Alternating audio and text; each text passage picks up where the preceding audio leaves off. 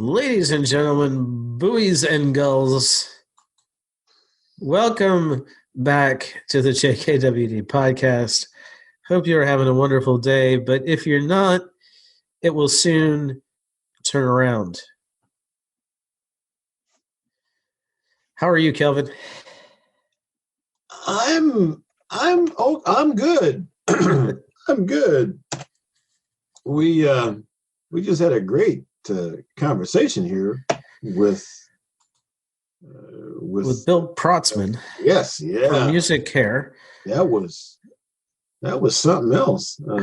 But beyond that, I'm in sunny Syracuse. It's not snowing. Well, it's also not sunny right now, but but there is light coming from the sky through the clouds, and it's not snowing, and it's not sub-zero. So really, life is very, very good for me right now. Great. How about you? Well, good. You can probably hear in my voice that it's funny. There will be some continuity probably because I think the episodes that we recorded a month ago, I had a cold and I got a cold again. So it probably doesn't sound any different. I guess you're just a fertile breeding ground. But, yeah, really. Man, hoping to get rid of this, but I'm at least in good spirits. Talking to you and having that conversation with Bill. That was a lot of fun, as you will hear shortly. Okay, yeah. Between music as entertainment and music therapy, there's a powerful opportunity to use music as a tool. And Bill calls that opportunity music care. And you'll hear why. It's probably one of the longer, I mean, not the longest, but over an hour anyway, we went with him. And we should probably mention first that we're brought to you, as always, by our friends at Kettle and Fire. Go get you some bone broth and some soup, whatever else you like. You can fill up your box and get 10% off. Go to kettleandfire.com. Use code BetterHumanhood at checkout. That's KETTLEANDFIRE.com. Put anything you want in your box and use code BetterHumanhood at checkout for 10% off.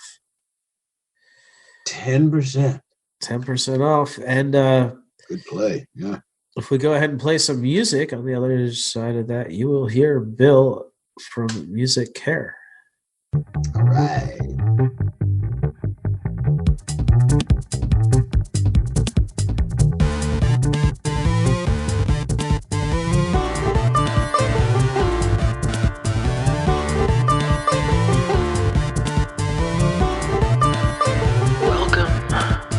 Josh and Kelvin World Domination Podcast, where we talk about better humanhood and teach you how to dominate your world.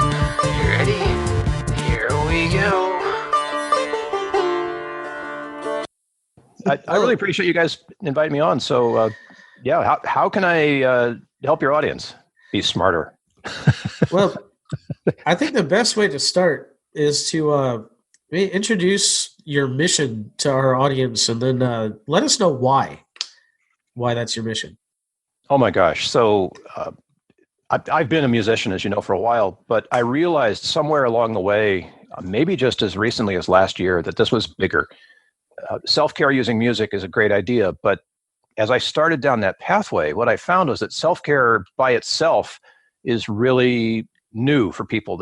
People don't generally understand that we can take responsibility for a lot more of our healthcare than we do. Now, in some countries in the world, that's already the case, but especially in America, we kind of go to the experts. And that's changing. Yoga and meditation are a great evidence-based practice that's changing things fundamentally. So people understand that they can do good stuff for themselves. They don't always have to find a doctor or a therapist or somebody. And that's a good start. But this mission is really about raising awareness for self-care and how powerful the tools are that we already have. Music is one we already have. Tapping is one we already have. EMDR, it's turning out, is something that we've been doing for millennia without really calling it by the expert name that we have it now. But instead of having specific licensed patented things that you have to get from an expert, there's so much available that we can use to care for ourselves well. provided that we are aware of it and we know how to use it. And music, of course, is one of those things. So, the mission just kind of blew up for me. It just got from this thing about teaching people how to use music for self-care to becoming an advocate for better self-care, regardless of the modality. Let's just create awareness for that, right? Yeah. Now you talk about self-care. I want to dive a little more into it because the term kind of gets tossed aside a lot. But we have weird priorities. At least here in the U.S., we call it healthcare, but really it's sick care, right? We go to the doctor when we're not feeling well. We might go for a well checkup, but it's really to find out what we're doing wrong. We don't go for a lot of preventative stuff. Anybody who talks about going on a self-care retreat is, we put that under hippy dippy and kind of write it off sometimes. Yes, sir. Yeah. I'm a daily meditator, and I've been off of running most of the year. We have an infant at home, and I'm home with her during the day. But that's another. It's preventative. From a health standpoint and from a mental health standpoint. What are we really talking about? Do you think when we talk about self-care? Because I kind of see it as really, health without medication, before we get sick. Yeah, that's a good point. And I like what you said about sick care, because our mindset here is that we wait long enough until there's some incapacity that we're experiencing and we have to go get fixed. Self-care is getting out in front of that. And I think you alluded to that, talking about running. There are things that we do for ourselves that we know are good. Mm-hmm. And those are part of self-care. But when I talk about self-care, it goes way beyond the hippy-dippy crystal cruncher stuff. It's about physical and it's about mental, but it's also about emotional and even spiritual self-care. And if you're playing with a band, that is one of the most amazing opportunities for collective self-care that you can possibly imagine, especially with music, because music is getting in there on all those levels. Mm-hmm. And your mind is focused, obviously, because you got to play. But then if you're improvising at all, you're open to the creative. Mm. And some people call that God, some people call it consciousness, some people call it inspiration. I don't care. But that opening to the creative is there. And then, of course, if you're playing with other people, there's a mood. So all four components are there: the physical, the mental, the emotional, and of course, the spiritual. That's self-care. And I know it's a lousy word for it, but I like to call it holistic because it does encompass all four aspects of our care. And there's so much we can do in that without having to wait to get sick, right? We can stay healthy in so many great ways. And this isn't new. I mean, motivational speakers out there, I've started to revisit my Zig Ziglar tapes. Oh, absolutely. People have been talking about this stuff for a long time. And when it comes to trauma, that goes all the way back to like Epictetus in the Greek days and Marcus Aurelius, who was the emperor who presided over the fall of Rome. They were into what it takes to care for themselves, not as Stoics, but as human beings with tools. And I mean, Rome was it was huge. The Roman Empire was the largest thing around at the time, and this guy was, in charge of its demise, basically. Mm-hmm. That took some self-care. And when you read his letters and stuff, you can read about all four aspects of how he needed to care for himself to be able to guide that process, as tragic as it was. And other people, contemporary writers are writing about that today. It's fascinating to me that there's this resurgence of interest in what I call self-care, but maybe it's just awareness, becoming conscious of things, meditating. I mean, what was that I heard about? Instead of sending little kids in school to time out, they send them to meditate for 3 minutes. And it's transforming this little school somewhere in New Mexico, I think is where it is. So these practices they're so cool because, they've been around for a long time and clearly they work. So opening the kimono a little bit more and just saying, okay, so all of that is about really caring for yourself. But so is, like a spa retreat and Mm-hmm. going to the beach or whatever. That's all part of it. I mean, a lot of people consider things like meditation. We'll talk about the religious community as sometimes. Yeah.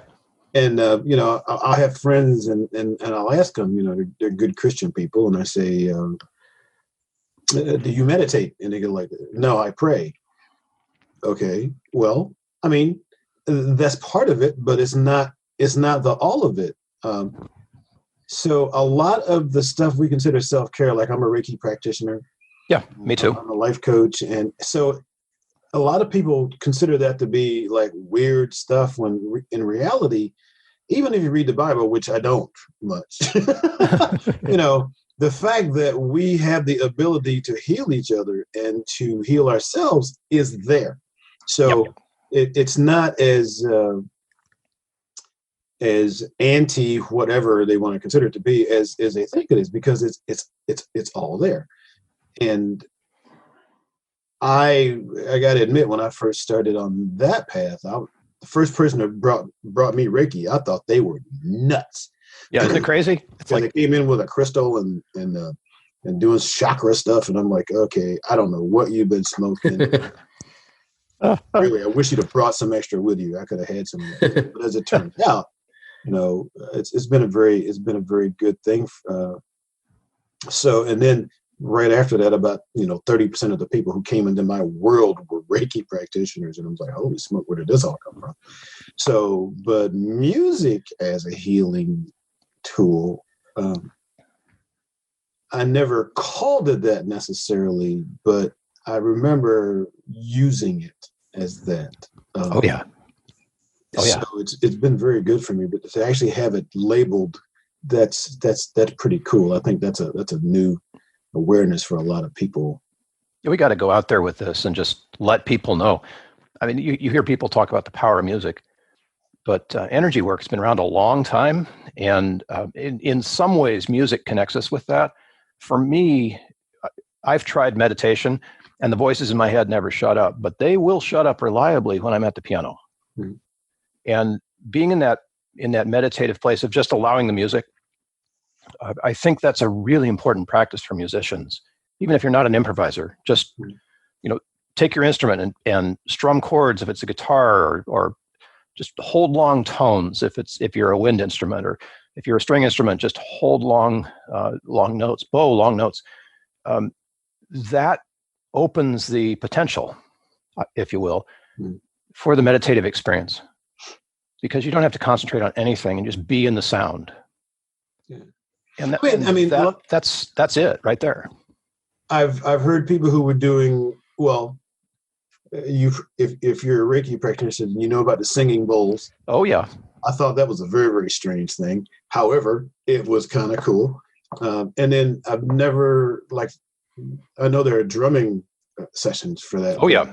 Never quite. I haven't been in one of those, but I guess that's all music. It is sound and rhythm. So the singing bowls are cool. The purpose for them is entrainment. So if you're in a place where you're coming for a Reiki session, let's say, or coming for a psychotherapy session, doesn't matter. I've seen them used both places. The tone helps entrain both you and the practitioner, whichever kind it is, to the same place. It doesn't really matter where that place is. Singing bowl is a nice, peaceful place. You can entrain to that, as opposed to, say, a kick drum. But the singing bowl puts you in that place where both you and the practitioner are in the lane. And it does that by, in training, it synchronizes your heartbeat and your breath. And you just the sound helps you become in the same energetic place. And of course, that's really helpful in Reiki, because you want to be in a place, if you're receiving, you want to be in a place where you can receive, right, without jumping around or whatever. And if you're giving Reiki, you want to be in a place where you're ready to give it. And that coming together of both the patient and the caregiver is one of the functions of sound and rhythm. Whether it's singing bowl or kick drum, even a kick drum can do that. If you're in a drum circle, right? That's a more upbeat, energetic kind of a thing. So that's what's going on with the singing bowls. I did a recording with a woman who played the metal ones, the antique ones, like hundreds of years old. Oh, really? Uh-huh. India, the hammered bronze, and playing along with her it's marvelous. It's the most transportive live music experience I think that I've had, and I've had a bunch of them, but this one, it changed things in a different way. Because not only do you have to keep going, right? You're also in this place where all you want to do is just lie down and receive. Mm-hmm. and yet you're making the music at the same time. And it's the closest that I can get, I think, to what I want to call spiritual collaboration. When you're doing that, or when you're improvising in the lane with other people who are improvising in the same place, and you're just there, you're synced up together. So the music functions physically to sync us up, but it's also syncing us up, with all the other things. You're thinking the same way, or not thinking, even if it's coming to Reiki, because there's not much thought required for that. Right. But it all sounds like a group flow kind of. Yeah. Well said, Josh. Where everybody kind of winds up in the zone and moving forward. And it's a good zone. Yeah. Can you describe the singing bowls? Because I'm not familiar with what you're talking about, and I'm sure that some of our audience won't be as well. Oh, of course. So one of the things I liked to do when I was a kid, we had these crystal water glasses, and my father showed me how I could spin around the rim with a fingertip, and it would make the glass sing. So imagine that, and not a glass, but imagine something that's like the size of a trash can. It's made of crystal. And you could do the same thing. Gotcha. And what kind of sound that would make? It's deep, it's powerful. And it's penetrating. And it's penetrating. It's like the vibration of that just gets into you in a very peaceful way. Like you can go to an EDM concert and the volume will make your internal organs jump. But the singing bowl is more of it's just surrounding. It's like this. You've experienced this, Kelvin. Echo chamber, and you have to keep makes your rib cage shake a little bit, and you can kind of feel everything moving through you. Vibrational things in your head, and you have to keep it going, because if you stop moving your finger, and you got to pick the right. Oh yeah, right speed, because if it pressure, if you stop, it's very jarring. Yeah, it's like it goes away, and it's like, well, how do I get it back? You want it. It's like food. You want it. Yeah, the metal ones, make it sing again. Yeah. The other ones look a little bit like a bowl, like a mixing bowl or something, and they're made of bronze. And you can tap on those with a mallet, a leather covered mallet is what they normally use. Like you can tap on the big crystal ones too, but they can sing as well. So if you spin those, they'll start to sing. And those, they start hum. They hum softly. And then the volume will eventually increase, and they'll just all the overtones come in, and it's like this. It's heavenly. It's just there's nothing like it's an ethereal sound, is what it is. That's a good explanation. It's very ethereal is going to have to be it. It's the music of the spheres, right? You kind of end up inside the tone. It's like the tone becomes a room, and you're inside this tone room, and it's really, and it's just a bowl. It's just a piece of metal. And it's like I've had that experience twice, and it was like, wow. And so for a Reiki share, that's coming in very, very, very cool. Oh yeah, it's worth the investment, man, because it's something you'll always go back to. Yeah. Right. And it does fill you up, and it doesn't penetrate you in the way that you feel energized to move. Right. It penetrates you in the way that you feel like all of the cellular components of your body are singing at the same moment. Yeah. I'm getting that just remembering the bowl right now, right? Okay, so that's so important. Can we stop there for a second? Yeah. Because your memory of it. So physiologically, we're really cool. Human beings are really cool. Once we've experienced something, if we can call up the trigger for that, just in memory, like we remember the trigger, our bodies don't know the difference between the real thing and our memory of it. Right. So when you said you remember the singing bowls and you had the effect, that's like a superpower that we can use. And I use that with music to connect people with things. But you've just connected to the singing bowls just by your memory of it. In only 2 sessions, you had the effect. Yeah. Right. So this is something that we're built for. We're built to remember resonance, I think is the way to put it. And if you can remember the resonance you need for any given situation, your system will respond. It'll instantly entrain to the energy that you want. That's really cool about humans. The word entrain is something I hadn't thought of in the way that you've used it here. So I now I've got to go back and study that a little bit more and actually get into that, because that's really a whole concept in itself, I think. But that's what the binaural beats and stuff are about too. Oh, exactly. Yes. And whatever the frequency, I mean, it's a terrible word, but whatever the frequency of it is that works for you, or frequencies, because there are tons, if you have a way to re-engage with that, to remember the entrainment, you can do work with that, right? Like the smooth jazz you were talking about earlier. It's like, if you need the smooth jazz to relax and you're in a place where you don't have anything to play smooth jazz with, remembering just a melody or something will put you in that state all the way around. And it's a total body thing. So you get the physical thing right away. You feel your skin crawl. And then you get this wonderful sense of peace, if whatever it is. And my mind, when I remember those things that I've been trained to, it sort of empties out and the voices are still. And then, of course, it's a great place for being open to the spiritual, whatever that means. Whatever that means to you, yeah. Wow.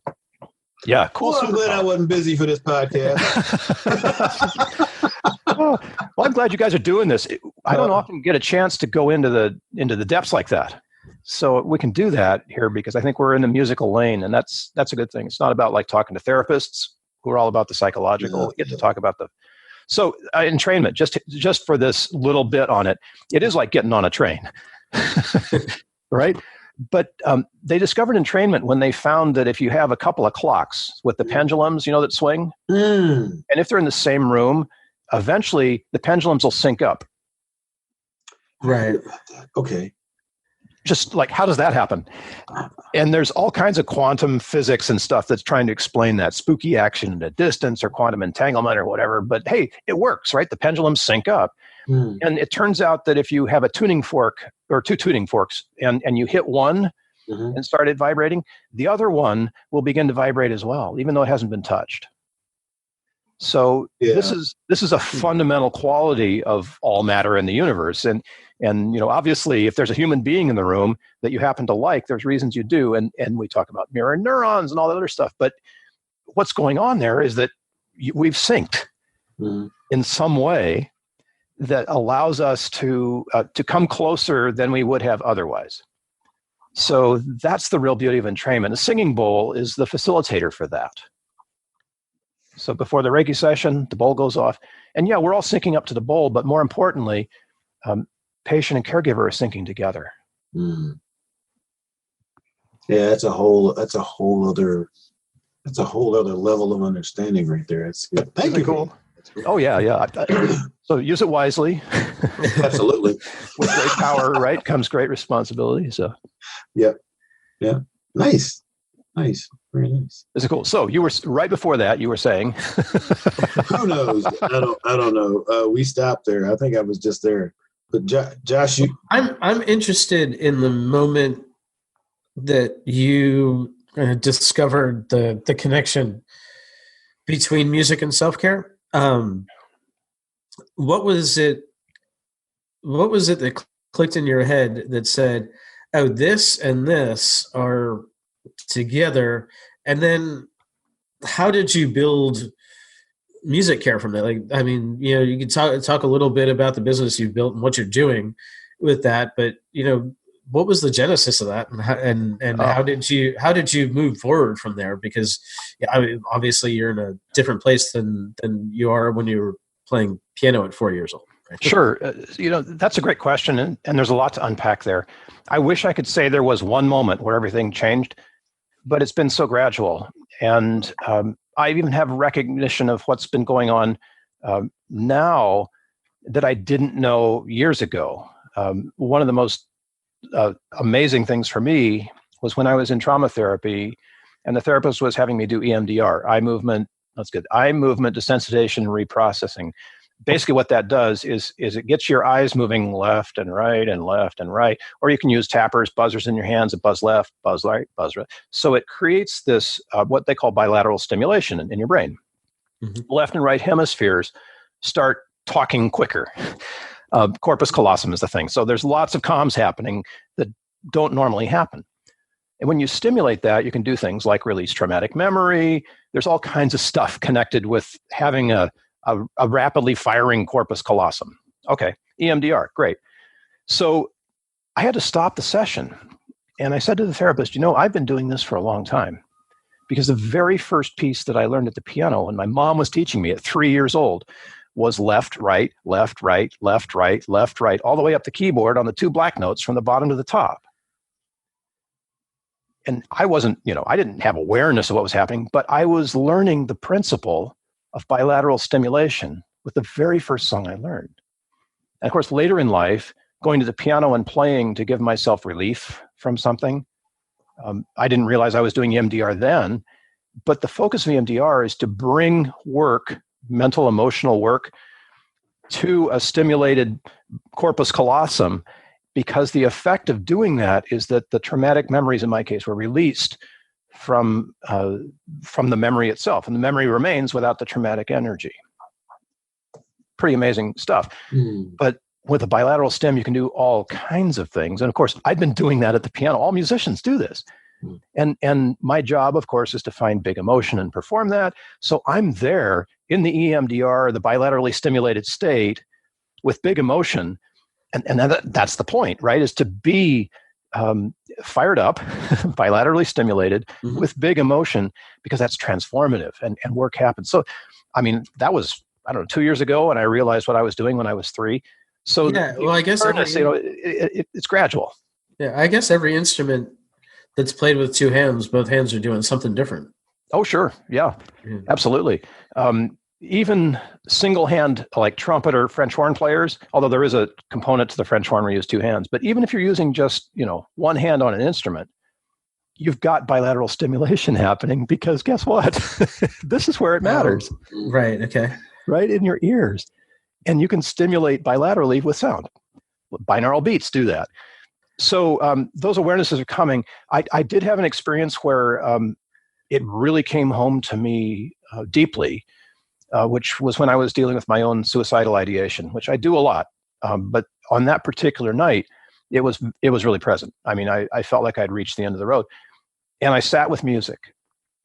And the result of that intentional willingness to just let the music mind me, guide me, not with no expectation, just say, okay, sound, music, come into me. Sitting there in the chair with the headphones on, letting the music play on repeat, it changed me.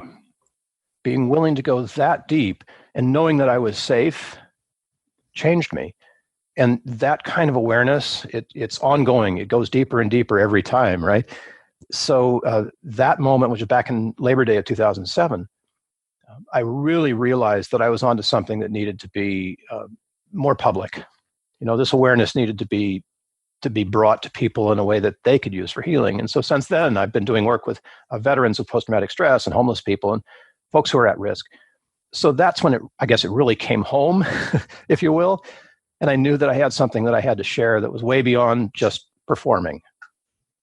So it's been gradual, leading to starting Music Care as a business to actually get the word out and publish this, and go beyond helping people in a volunteer environment to helping people who are actually searching for answers and wanting to be alive. Let's face it, this is about life and death. I don't want to be morbid here, but what kind of life do you want to live? Do you want to live the life where you're just sort of hanging on and you've got a doctor or 2 to help you out, or do you want to fully engage with your superpower here and do something with it and really come alive, actually? Now, what sorts of environments do you try to put people in, and how do you identify which specific genres of music might help different people in different situations? Are we talking about things that they've connected to as youth? Or is there a specific classical strain? Is there a specific classical strain? And then are we talking about being in a big room, or are we talking about being in a small room, headphones, speakers, that kind of thing? These are great questions. Let's start with the environment first. Because of the volunteer work that I've done, I've had to be very flexible. one of the things that the way I started was basically as a performing artist, a performing musician, one-man show, that kind of thing. And I was doing that one day for it was the most amazing thing. I was invited to give my program to a conference for people who had been sexually abused as boys. So there were a lot of men in the room. And one of the men in the room was a retired Air Force officer. And his story was that as a child, his parents died, and he was locked in a basement for something like 11 years by his stepmother. And that's how he grew up. Wow. So he was definitely abused. He came up to me afterwards because I was talking about what the work I do with veterans. And he said, Bill, if I were to drop you on the top of a hill in Afghanistan, could you do what you do? And I said, Dave, his name's Dave Pelzer. You can look him up. He's a great guy. I said, Dave, gosh, I hadn't thought about that, but there's no reason why not. I mean, I should be able to do that, from my flat screen, right? I can bring a speaker and make music. I don't have to be there playing it. Mm-hmm. So it got me thinking, guys. And since that time, I have had to do what I do, sitting outside in a courtyard in a residential treatment and recovery place with folks playing guitars. I've done it in a parking lot, on the street with a sound system with a whole bunch of homeless people drumming at the same time. Oftentimes these days it's in a classroom environment. Although there are times where you go on stage and there's a big crowd and in that environment, it's a different kind of thing too. If there's a piano, I'm really happy about that because then I can do a program that involves live music. But most of the time I can do it recorded. So if I don't have recorded music, we sing. We chant, or we just say "ah" together, whatever it is. So the environment is really, I guess it depends on the people who are in it. I've done this going into meetings with clients, professional IT clients. I'll bring the phone, I'll put on a drum track, just a click in the background, and just leave it sitting there on the table. And I won't say anything about it, but it's that entrainment thing. Is everybody that comes in the room hears the click, and they don't know why, but they're starting to entrain. They're starting to sync up. Right. So by the time the meeting starts, we're all physically, mentally, emotionally in the same place. That's powerful stuff. So the environment, hey, kind of doesn't matter. I've been blown way out of my piano recital stage and sort of offered a bunch of other potentials. Okay, so what kinds of music? Well, the research is that the music you love is the most powerful. So for all three of us, that's going to be different. Right. But that's okay, because if you're dialed in on some music that works for you, that is the place to start, because that's closest to you. You're synced up. Like Kevin, you were talking about smooth jazz. You're synced up with that music already, and we start there. So with that in mind, let's say I asked you guys for your top 10 songs. Probably get some different songs. But with that as the place, then we can begin to open up the envelope and say, okay, well, you've got some good songs here. And we talk about the emotions that are connected to each one. And you might be in a place, this is a funny story. It's an amalgamation of several, but I asked somebody once, so what's your song for sadness? And the person who was very religious and who I admire deeply said, well, it's Amazing Grace. I said, well, that's cool. It's a great song. Everybody knows Amazing Grace. It's the anthem for the LGBTQI community. It's the song of faith for many of us. The great song. I said, so what's your song for happiness? And the person said, Amazing Grace. I said, well, okay, I can see how that song could be both happy and sad. It comes from this. The guy who wrote the words was he was a slave trader. I mean, he was as bad as they come, right? Back in the 18 and whatever they were. And the reason he wrote the words was because his ship full of slaves was in a storm and it was about to sink and he was going to lose his livelihood. And so he hit the deck, literally, and said, God, help me, because I'm scared. I'm afraid for myself. And the words that he got were the words to Amazing Grace. So I can see how there's sadness in that, and maybe even some fear. But the joy, of course, of being saved, if you're in a religious community, there's joy in that song. So then I asked my friend, so what's your song for anger? And this person said Amazing Grace. And at that point, I knew that I was on to sort of a one-track, emotional person. Mm-hmm. Because while I can think of, I can gin up some anger around Amazing Grace if I think about it hard enough, and actually a little fear too. I thought, there's an opportunity here for more music. And I don't want to sit here and judge anger and fear. I mean, we all get scared and angry, right? That's human. So why not put some music around that lets us feel those emotions fully and start the entrainment process? So whenever we get angry again, we've got something that lets that stuff flow. Instead of stuffing it down, guys, you know how we're taught, stiff upper lip, don't show your emotions. But put some music around that. Let the anger come up a little bit and feel that instead of stuffing it back and suppressing it.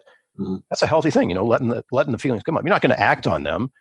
I wound up not taking my own life, but I felt that deeply. And that deep connection to emotions, if your music does that for you, that's what we want. And it's not unusual to find people who don't have fear and anger music. We all have happy music and we all have sad music, but it illustrates the point that if your music, the music you love, is just in one emotional lane, there's so much more richness available that isn't going to hurt you and isn't wrong in any way. It's not sinful to feel angry. It's a feeling. What you do with it is the problem. I mean, if you get triggered and angry and you go out and hurt things and break people and hurt things. Either way. Yeah, right? Either way, it works, right? It's not so good. But feeling the emotion, we're resonators. We resonate for all this stuff. So let's feel it in a healthy way and find music that supports us in that. So is that getting to your answer, Josh? I mean, it's like the music you love is the most powerful music. So we start there. I have a weird question. Josh and I both went through an experience with a group called MKMMA, Mastermind, Master Key Alliance. Did I say that right? Yeah. MKMMA, Master Key Mastermind Alliance. And anyway, at a point when we were talking about learning some things, they started talking about Baroque music. And they said Baroque music has a special quality which lets us, I don't know, remember better, or I forget exactly what the term was they used. And I didn't really know what that was. I found one song in my collection that had the name Baroque in it. So I used to start playing it. What is it about Baroque music, and what is its claim to? Why that? Claim? So Baroque music, for everybody who doesn't know what it is yet, that's like Johann Sebastian Bach, Mozart. Mozart is right on the cusp, but people would generally look at Bach and that era of music.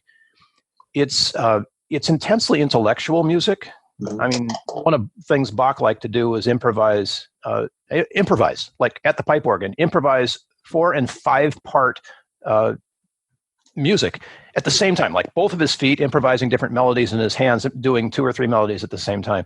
Wow. So there's a complexity there. It's really, it's not dense in the way that that metal is. There's a different kind of density in metal music, but it's very dense melodically.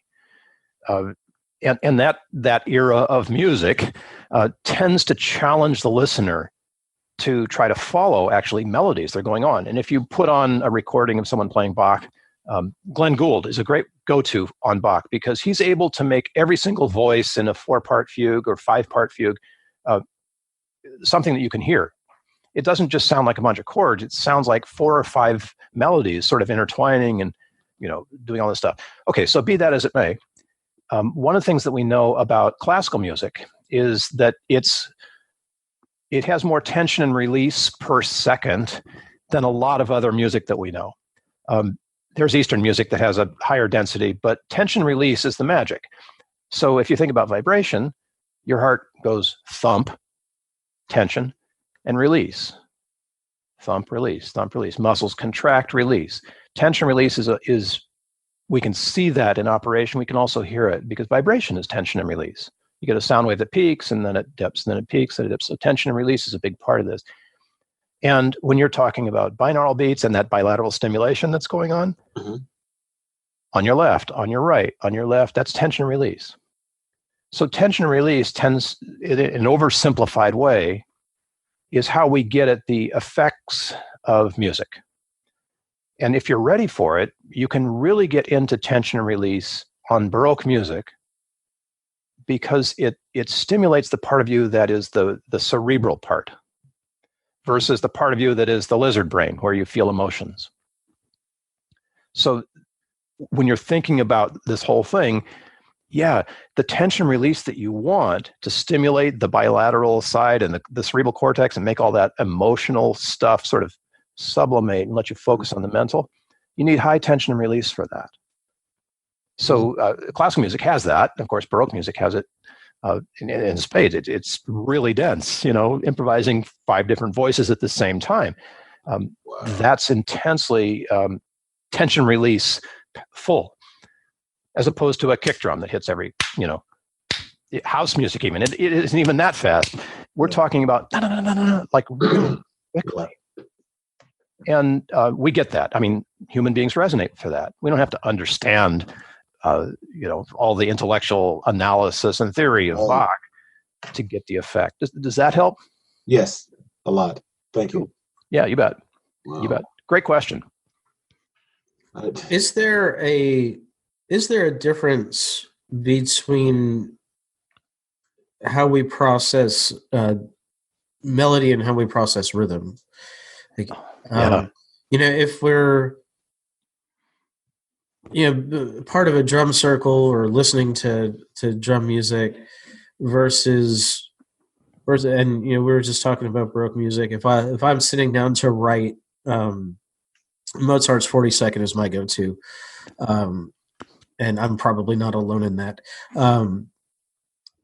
In fact, I think I got that suggestion from someone else. In fact, but what's the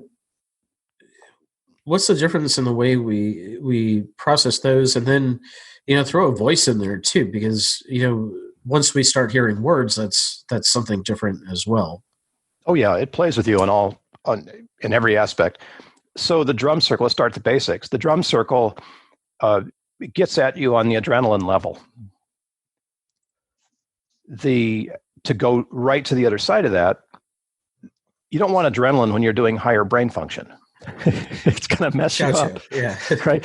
I mean, go into the local singles bar. They're not playing Bach. They're playing, something with a beat, because you want that adrenaline pump there. Mm-hmm. So everywhere along the spectrum from there, from the adrenaline side way up to the cerebral cortex side, there's a music that will work on you.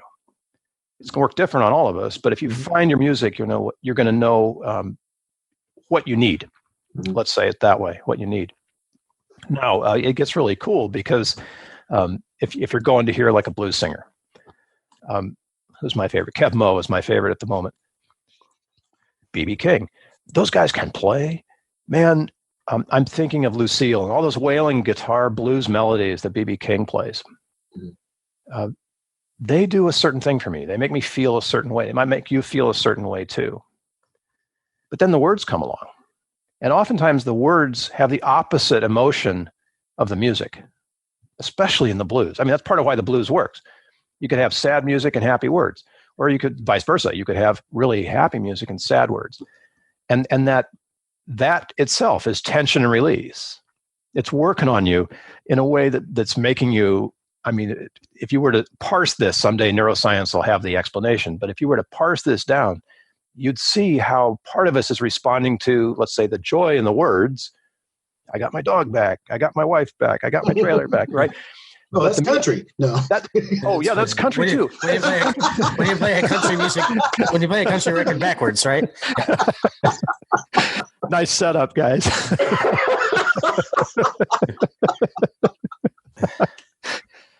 Right? Okay, so there's joy. But then the music is this sad, whoa. I mean, it's like, the music is just wailing, right? We even say it wails. Yeah. It wails because it sounds sad. Mm-hmm. So that contradiction, that tension between the joy in one and the sadness in the other, that's awesome. That does great work for us because we go in there, we don't know what to feel. And we can feel both at the same time. Mm-hmm. Emotions are non-binary. So we do, and we enjoy it. Like, we like it for some reason. And some people are like, yeah, I love this music. And some people are like wailing and weeping and just like, oh, I love this music so much, right? Mm-hmm. Both are valid. And that, to get to your question, Josh, that's the beauty of how you can expand the envelope. Get it away from just a kick drum to add the next level of tension and release, which is like when the bass comes in, right? Or to take it to the next level beyond that, when the guitar solo comes in. And then finally somebody starts singing and giving you some guidance. I lost it all, and think whatever the blues you like.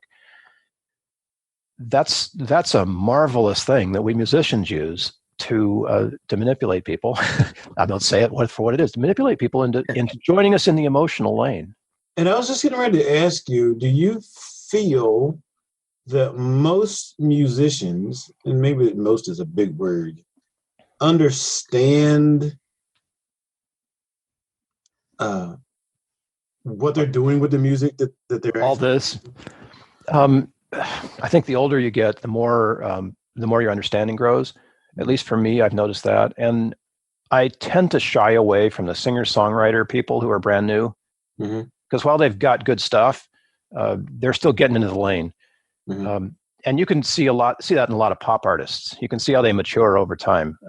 Madonna was in my era, so I got to watch her go from this, the material girl, to somebody who actually gets it, is doing stuff in a more present way, a more engaged way, I guess.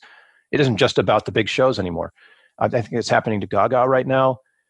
I've seen that happen to classical musicians as well. I know a lot of, not personally, but I know a lot of the work of classical pianists, and you can hear them mature over the course of their lifetime.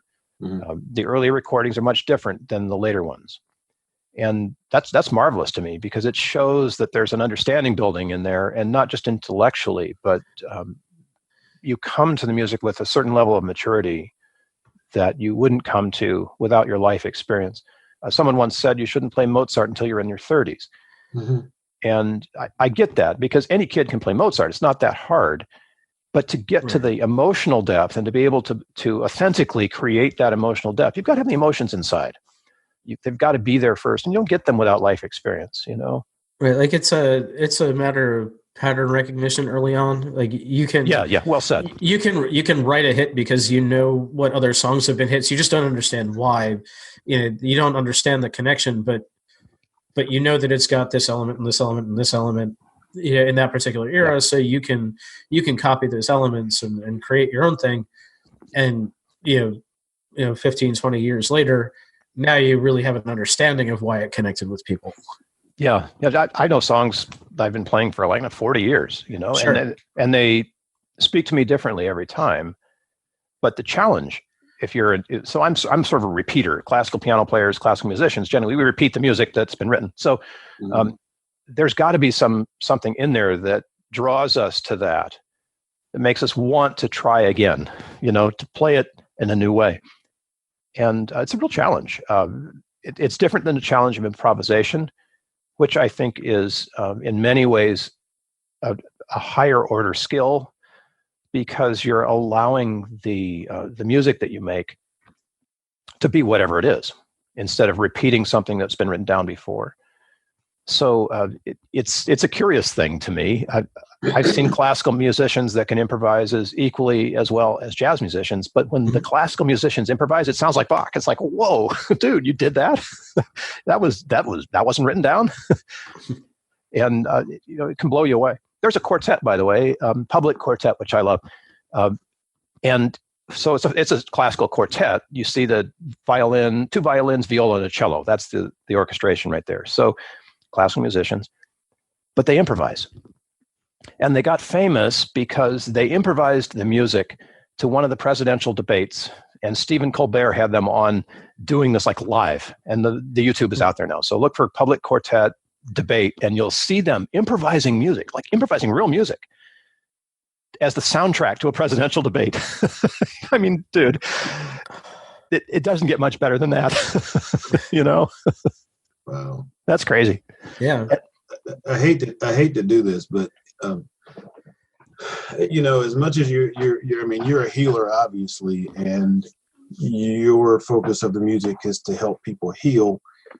It is my experience in life that anything that can be used for good can be used not for good. So Great question. You got a lot of psychology behind you. How do we defend ourselves against the musical creations that aren't meant to help us? This is a fantastic insight. And, after, 180 podcasts, Calvin, you're the first one to ask this question. And I think it's one of those that really demands great responsibility from musicians. So musicians kind of get it that they're manipulating people and that the music is there to facilitate that. And that the audience is willing to be manipulated. We go to concerts because we want that experience. And we give it up for the experts to give it to us.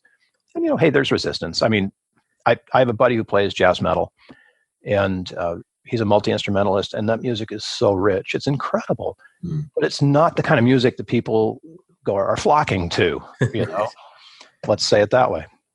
So there is this huge responsibility, if you're going to make some music, to trust that the audience is going to do the right thing with it. And the example I want to use for this is the culture of hip hop, because there's been a lot of angst about that. I mean, people go, "Oh, this is scary music. What if this music encourages people to go out and break things and hurt people?" And the possibility is there. It really is. But on the other hand, I think that at least for the awareness that I've had, and this may be true of people who are the creators in the hip hop world, I don't know. I hope at some point to be able to talk to some of them and ask. But I think there's a recognition that audiences need to be able to feel scared. They need to be able to feel angry. These are emotions that hip hop has been offering to the community for a long, long time. And I think with a lot of success. So to answer your question, as a creator, as a musician, we're going to give this stuff because it's in us. We have to get it out. We do it. We make it happen. And we have to trust that the people who receive that will know what to do with it, and that will serve them in some way. And that the people who are not in the lane with us, if jazz metal is your lane, the people who are not in that lane are going to turn to somewhere else that serves them. And the popularity of hip hop, to me, says that there are lots of people, many people, who, first of all, resonate with the creativity of these amazing artists that are out there. Good Lord, freestyle, dude. I mean, freestyle blows me away. I know improvisation, right? I get it. I understand. But the folks who can freestyle well, so there's incredible talent there. And there's also incredible insight, because rap poetry, to get that deep on the issues that are really scary these days, and then to offer them up in music, that takes some courage. It takes some guts. And it's been happening. And people have been responding to that, not with violence, they've been responding to that with, I think, a coming together, a connectivity that exists around hip hop that's very unique. And better, I would say better sorry to cut you up, but better the music as an outlet than yes. Sending that anger somewhere else. Yes. And to experience those, the scary emotions, the anger and fear, to experience those in connection with other people who are also experiencing those is a great way and a safe way of acknowledging that, yes, we are human around these things too. Yes, we're happy. Yes, we're sad. Yes, we're scared. Yes, we're angry. And there's a lot you can do with anger when it's collective that way for good. I mean, look at the civil rights movement. I mean, for heaven's sake, look at America itself. We were founded because a bunch of people got angry enough to do something useful. Right. And hip hop is giving a lot of us that opportunity where, sugar and spice and all the pop stuff, and even the codependent love songs that are out there. I mean, good heavens, how many people are writing songs about unrequited love? That's something too. But it's not necessarily at the level of the honesty that is in hip hop and rap music, and specifically. The culture of hip hop is doing this for dance and art. Just it's phenomenal to me that we have that kind of artistic community engagement, maybe, in the world. So there's a lot of trust involved in this. There's a lot of faith, because if you're going to come out and say something that other people might see as inciting violence or inciting rage or whatever, and you've got to trust that your audience is going to get that on the level of, yeah, this is an emotion. This isn't instructions. This is an emotion. And this, this has been going on for a long time. When we made the transition from Mozart to Beethoven, everybody hated Beethoven. It was music of the devil. When rock and roll came along, oh, don't play rock and roll backwards. It's the music of Satan. Right? I remember that. Right? It's like something.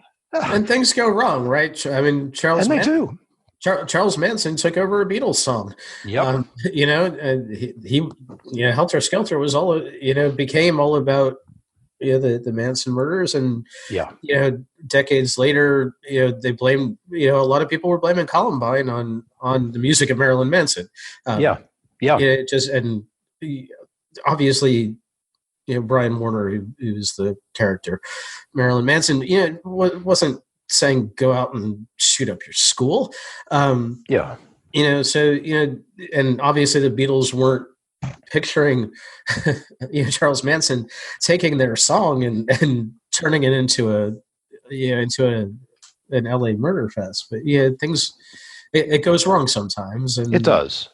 And most people are going to do what people do, and hard to blame the artist for it.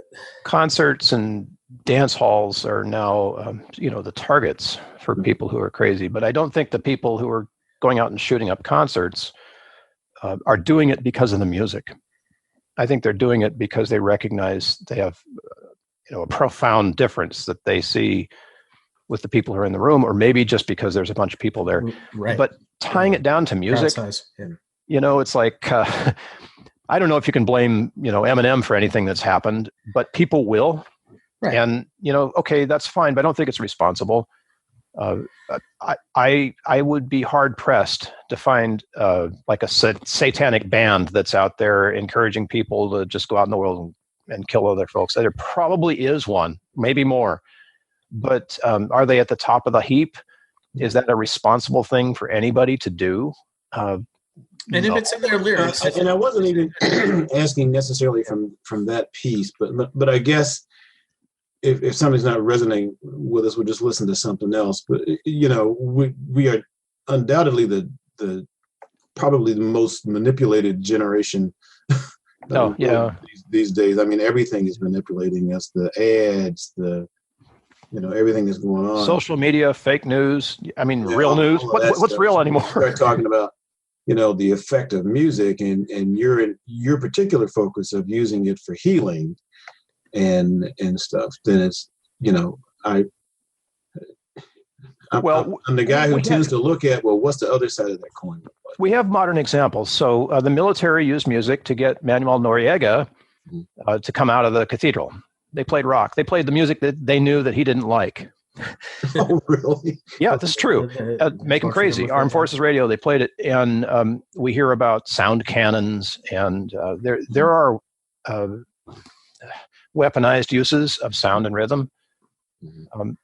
One of those that has been misused, but back in the day before we had movies, you'd go to the theater and there'd be somebody playing a pipe organ as the soundtrack to the silent picture. Mm-hmm.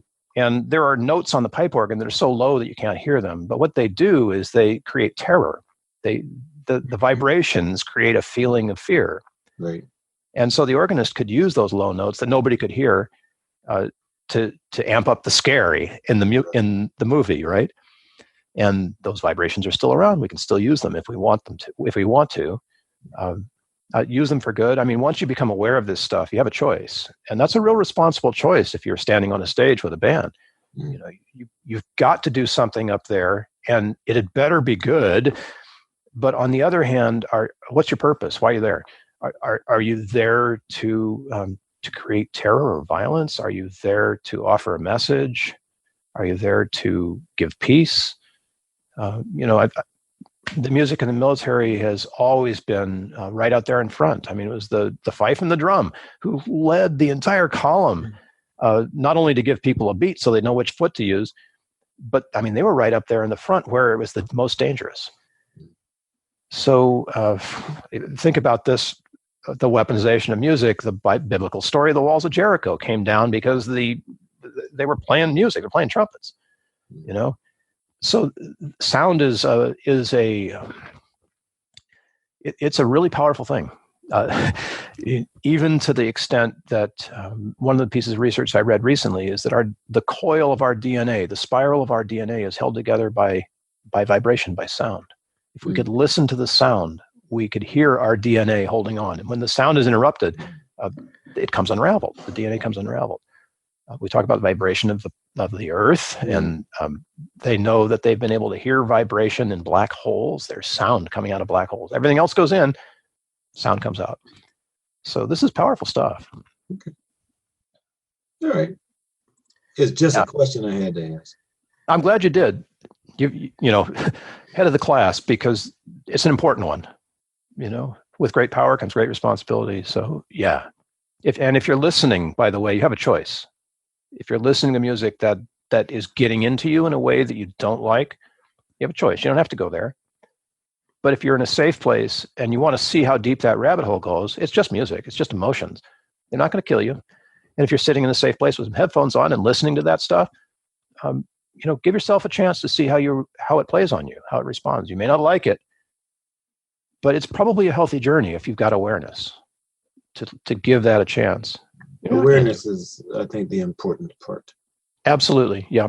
Awareness is the important part. So. Wow, that got us to a dark place. Well, it's just emotions, guys. It's just emotions. They'll change. Well, leave that and go to Boney James for smooth jazz and everything. There you go. I'm glad you didn't say Kenny G. No. He's not my favorite. Mine neither. Let's be honest. Boney James. I listen probably to more of his stuff than anybody else because it just moves, it sings, and I can listen to it forever. I've got a couple of songs when I go visit my family for holidays and stuff. I do have to drive to Maryland, so that's a 7-hour drive, and there are songs that I can play for 7 hours. Yeah, never get tired of it. Yeah, and never hear all of it. Really, it seems like, but it just fires me up, and I'm ready to go, and I come out of the car happy and ready to hug people I don't like and everything. That is a very good thing. Yeah, that's awesome. That's do you have a psychology degree too? No, I don't. You know, one of the crazy things about what I do is that there isn't a credential. There are music therapists. Okay, so music therapists are credentialed, and they usually have masters or PhDs. And they've been they're licensed in many states, so there's an actual process for that. Because they do one-on-one. They're in a therapeutic relationship with you, like a counselor or therapist would be. But I'm just this guy who knows stuff, you know, and sharing my experience. I think there's a lot more people out there like me who understand that music works, and if we can get the word out, so that musicians who take the stage and want to can say, "Hey, I'm about to do this thing, and this is why it works." That's going to be huge. That evolution will be huge because musicians, performers, we get this. You know, we've been doing this for a long time, and it kind of makes sense. So, coming from that place of, you know, the art of healing, there isn't a credential for that yet. You know, it's there will be, but yeah, once they do that, it's taxable. So you know, yeah. Let's leave that alone. Yeah, don't worry about the credential. Just go with it. Yeah. But you know, you go through life and you get awareness. I mean, I've had plenty of therapy, so I know something about how psychology works. And if you read the research, a lot of it is by psychologists, a lot of it's by music therapists, and then some of it is by neuroscientists and just medical professionals who are curious. And they find out that music does this stuff. And it's like, hey, music does this stuff. Well, this has been very enlightening for me because I, you know, all I knew was when I listened to certain stuff, I feel good about it, and that's the stuff I listened to when I turned to. Back in the day, when I was really, really sad and I needed to pull out of myself, I'd listen to stuff like, you know, Maynard Ferguson and Birdland, and stuff. Yeah, and I play it loud because once you do that, the sound and the music overpowers the emotion that I was feeling. And it's like I kind of beat myself out of feeling depressed. And and that kind of stuff. And that's the kind of stuff I've done for myself. And music is definitely my go-to, and smooth jazz mostly when I need to get out of a funk or something. And either that or call Josh and talk to him. That'll do it. Here's an immediately actionable thing. A quick takeaway for anybody who's listening. Mhm. Just a suggestion, but I think it works. And I've seen that it does for other people. If you're in a place where you're feeling something you don't like and you don't want that emotion right now, I like to feel that emotion fully first before I change the channel. So if I'm feeling like somebody cuts me off in traffic and I'm feeling angry, I'll flip to my anger music to let that anger come up and leave me instead of stuffing it, because I'm way too good at stuffing anger. So this is my practice. And then I'll change to something that's happy or peaceful that changes my mood. So I welcome the mood, whatever it is, with music, because that lets it flow quicker. Make sense? I'll keep that in mind. Yeah, just, if you're feeling something you don't want. Yeah, I don't know how anger music works for you, but for me, when I put on my angry music, it helps release the anger. There, you said it. As opposed to feel it. Yep. I put on some Rage Against the Machine, and 7 minutes later, I've got it's all off my chest. I'm good. Yeah. Bingo. I don't know those people, so we might have to check those out. Yeah. You got to check the machine, man. They're cool. Yeah, gotta do that. I guess. Yeah. Or my favorite go-to right now on angry music is, what is her name? Brittany Howard. Have you guys heard of Brittany yet? No, I haven't. No. I'll check her out. And it's not it's like, for her, it's the lyrics. She's a poet. It's the lyrics that have the anger in them. And then the music is just kind of there. It's present. It supports the music, but it isn't Rage Against the Machine. But the music is somehow powerful behind these lyrics, because she's got some angry stuff. I mean, she's got a song that my favorite right now for anger is a thing called Goat Head. And she was raised in a biracial family, and they'd go out to the car, and in the mornings, often somebody would have left a goat head in the back seat. So how do you deal with that as a kid? So that song has so much rage in it, and she does it so well. It's just like, it just crept up on me. First time I heard it, I was like, this is a great song. Wow, I'm loving this song. Why do I love this song so much? And then she gets to the chorus or something, and I realized that it's a rage, it's an anger song. Wow, powerful stuff. Brittany Howard, check it out. Will do. And can we just pull that out for a second? You just said something about going out to your car and finding a goat head in it. Yeah. Yeah. I feel like we kind of glossed over that. So that's in that song. We'll have the YouTube in the show notes. Yeah, do that. Yeah, it's for her Tiny Desk concert. I think that's her closing song, and it's powerful. I mean, it's beautiful, and yeah, and that's the image. Yeah. Yeah, that's powerful. Changes the mood, doesn't it? It does something. Yeah, it does something. Yeah. Well, I've been like vibrating for the whole podcast here. Once we started talking about the singing bowls, I'm just buzzing anyway. So this is pretty interesting. I haven't had this sensation last this long, so it's been a very powerful conversation for me altogether here. Reiki hands. Right, there you go. We'll do the Spock thing. Spock with Reiki, yeah. And then we'll like Reiki them. Awesome. Oh, cool. Yeah, it is cool, guys. Well, I guess we're kind of at that point where I say, hey, we've talked about a lot of stuff. Is there anything that, and we'll give you a chance to talk about your website and anything you got going on, but is there anything that you hoped we were going to get to that we haven't? No, miraculously, I think the questions that you've had are full of insight, and especially novel, because I love the question about being responsible with this power. That is so important, and I really thank you for hitting that one. That's something that people need to know. You need to accept that, this is powerful, and that you can use it for good or not, and make the choice. Awesome. Great. where do you want people to find you on the web? Where do you connect with people? And how can people get to a workshop or book you? Really great question. Easiest way is probably Facebook these days, but I'm out there. And if you can find how to spell my name, which you'll see in the show notes, just search your favorite platform. You'll probably find a way in. The website that I like to talk about is called quest.musiccare.net. Quest the old-fashioned way, like you're on a quest. This is the quest of life. And there you'll find ways to connect with me, the free stuff. You can sign up to take the Music Care Quest. It's an online quest. Learn how to use music in a way that is very self-empowering.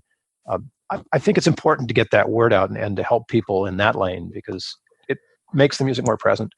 So quest.musiccare.net. And then I'll have show notes. This will all be in the show notes for people who are looking at it later. Yep. We'll have all that and links to everybody and everything we've talked about. This is actually the longest list we've had in a while.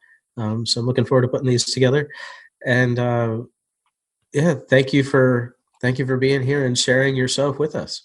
Oh, thank you, gentlemen. Thanks for doing this work. It's important people have a way to connect, with the information, and you guys are part of that now. So thank you. You're welcome. Thank you. Awesome. Hey, thanks for listening. Show notes and more at jkwdpodcast.com. Don't forget to subscribe, leave a review, and share with your friends, and we will see you next week. Bye.